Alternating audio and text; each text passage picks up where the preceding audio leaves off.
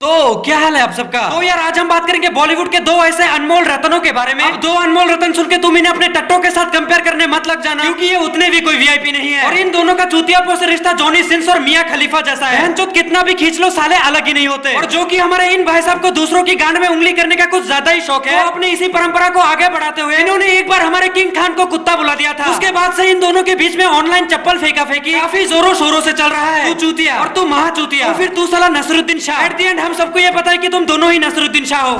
मेरा मतलब कि तुम दोनों ही चूतिया हो।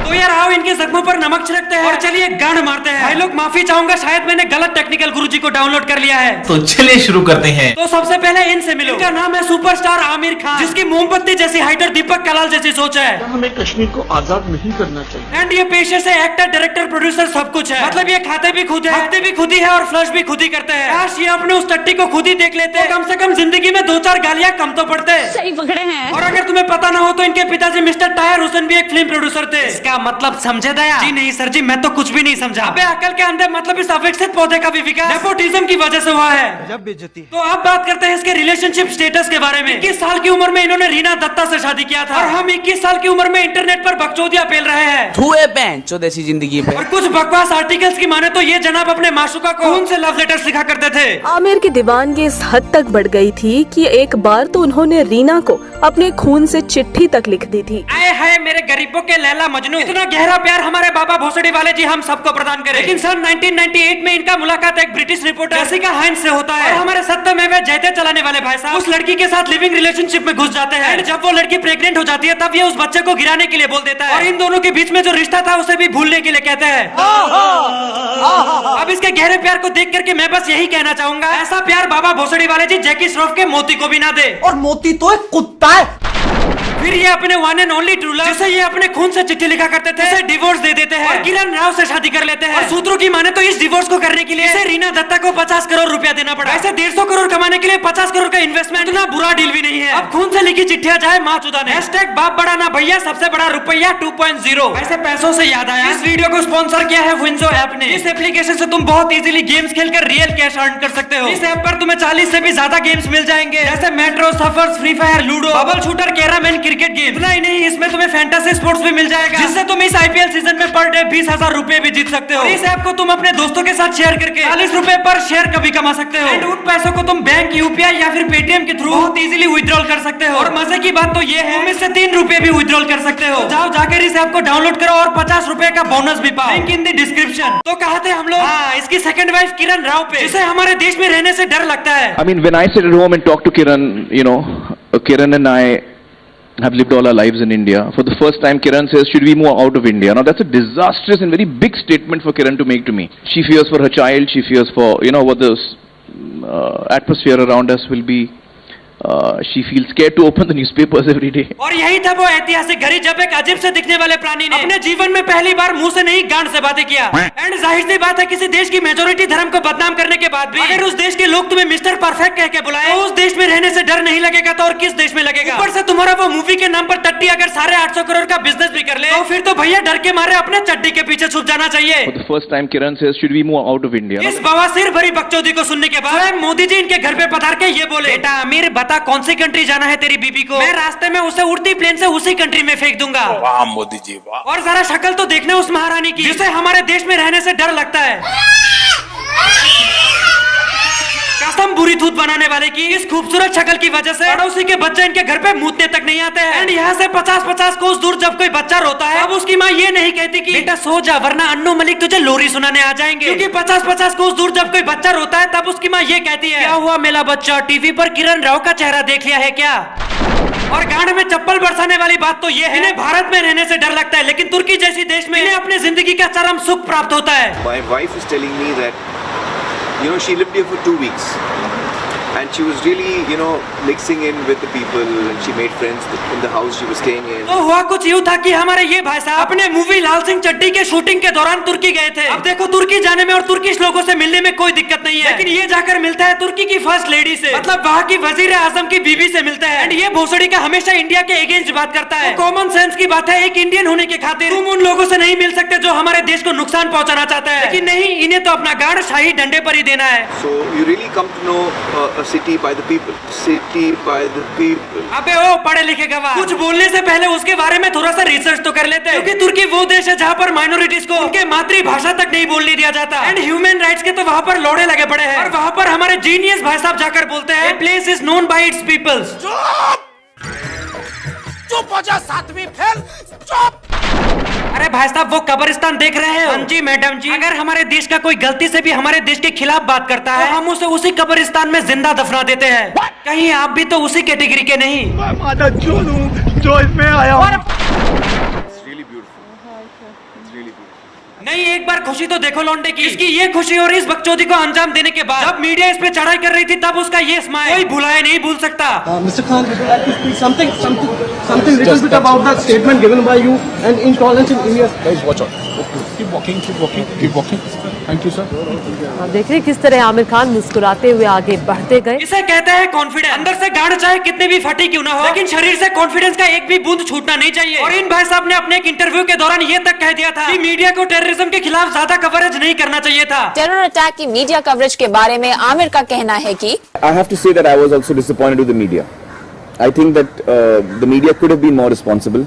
मीडिया ने अपनी टीआरपी के लिए पल पल की कवरेज की, जो कि नहीं करनी चाहिए थी। मतलब सर कहना क्या चाहते हैं आप? मीडिया क्या सारे न्यूज छोड़ छाड़ के बस आपके मूवीज प्रमोट करते रहे? ऐसे वो ये कर भी सकते हैं, क्योंकि एक बार को तुम इसे विश्वास कर सकते हो, लेकिन इंडियन मीडिया का कोई भरोसा नहीं।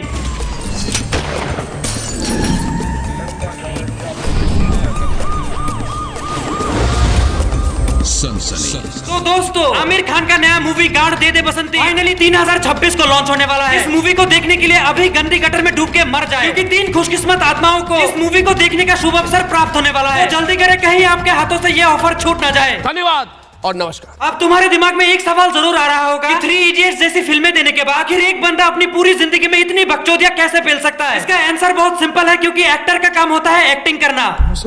हाँ भाई, मुझे पता है कुछ एक्टिंग के नाम पर हक भी देते हैं, लेकिन तुम्हें बस इस पे फोकस करना है कि एक्टर का काम होता है बस एक्टिंग करना, और डायलॉग्स के नाम पे जो तुम मोटिवेशन स्पीच सुनते हो, उसे सोचने और लिखने वाला कोई और ही होता है। अब बाकी की कहानी तुम अपने हिसाब से अंदाजा लगा सकते हो।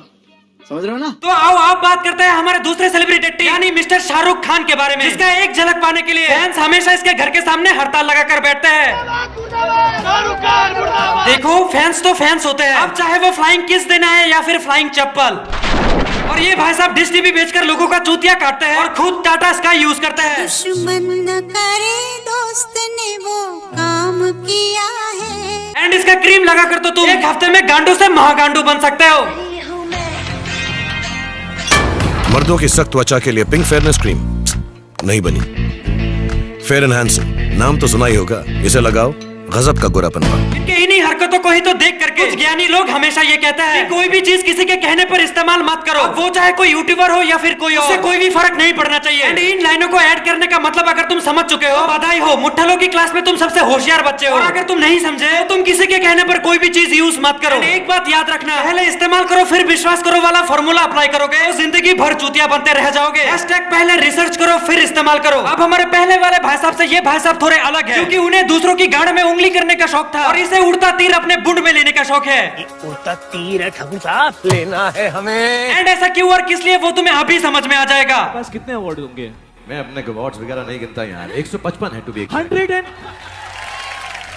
उसमें से खरीदे कितने आपने? उसमें से खरीदे कितने आपने? कैसा दिया आपको? भरी महफिल में इतनी भयंकर बेइज्जती होने के बाद भी इनके कलेजे पे ठंडक नहीं पड़ा और ये पहुंच गए बेंगलोर एक एमएलए से गाली सुनने कि मिस्टर पाटिल को अलीबाग जेटी से मुंबई के लिए रवाना होना था, लेकिन एसआरके अपनी यॉट से बाहर ही नहीं आ रहे थे, जिस वजह से एसआरके की यॉट वहीं रुकी रही और मिस्टर पाटिल की यॉट वहां पे आ नहीं पाई। एसआरके के बाहर ना आने की वजह से मिस्टर पाटिल गुस्सा हो गए और उन्होंने सुना दी खरी खोटी एसआरके को।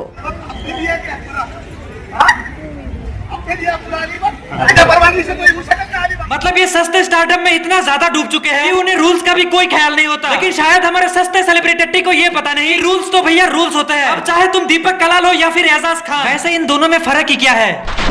और इनके इन्हीं चूतिया हरकतों की वजह से वानखेड़े स्टेडियम इन पे बैन भी लगा चुके हैं, क्योंकि स्टेडियम में बैठ के अगरबत्ती फूक रहे थे हमारे सो कॉल्ड सुपरस्टार। अब प्रॉपर्ली एजुकेटेड होने के बाद भी अगर कोई लौंडा तुम्हें ऐसे सिंपल से रूल्स ब्रेक करते नजर आए, फिर समझ जाओ बहन जो सारे मिलके हमको पागल बना रहे हैं, मादर चौथ के बच्चे। आओ आप थोड़ा नजर मारते हैं इनके हिपोक्रेसी की तरफ। ये नहीं होगा, मुझसे आ ई उ नहीं होगा, मुझसे खटिया नहीं सरकाई जाएगी, और 2-4 चीजें जो मुझसे नहीं होती एज एन एक्टर। मेरा अपना एक स्टैंडर्ड। Few inches later.